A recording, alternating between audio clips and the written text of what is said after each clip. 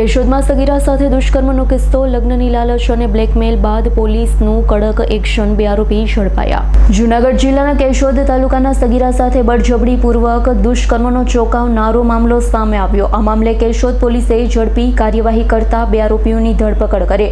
Police દ્વારા મળતી માહિતી મુજબ મહેશ રમેશભાઈ વાળા, જયેશ નથુભાઈ બારૈયા નામના આરોપીઓએ પડોશમાં રહેતી સગીરાને લગ્ન કરવાની લાલચ આપી હતી, સાથે સગીરાના ન્યૂડ ફોટા વાયરલ કરવાની ધમકી આપી તેની સાથે દુષ્કર્મ આચર્યું હોવાનું બહાર આવ્યું। ઘટનાની ગંભીરતાએ પણ એ છે કે ફેબ્રુઆરી મહિનામાં સગીરાની ઉંમર ઓછી હોવાના કારણે લગ્ન શક્ય ન બનતા બંને ઝેરી દવા પી આત્મહત્યાનો પ્રયાસ કર્યો। ત્યારબાદ તેમને તાત્કાલિક જૂનાગઢ સિવિલ હોસ્પિટલ ખાતે સારવાર માટે ખસેડવામાં આવ્યા।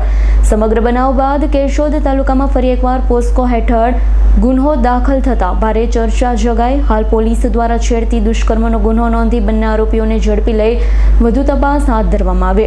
સમગ્ર મામલે પોલીસ વધુ તપાસ કરી રહી છે। અન્ય કોઈ સંડોવણી છે કે નહીં તે દિશામાં પણ કાર્યવાહી ચાલુ છે।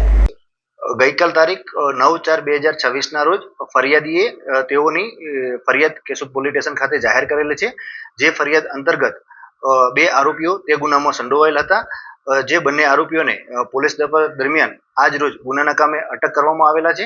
જે 2 આરોપીઓ પૈકી આરોપી મહેશભાઈ રમેશભાઈ વાળા તથા જયેશભાઈ નથુભાઈ બારૈયાઓની ગુનાના કામે ધોરણસર અટકાયત કરવામાં આવેલ છે। તેમજ બંને આરોપીઓની હાલે પોલીસ પૂછપરછ ચાલુમાં છે।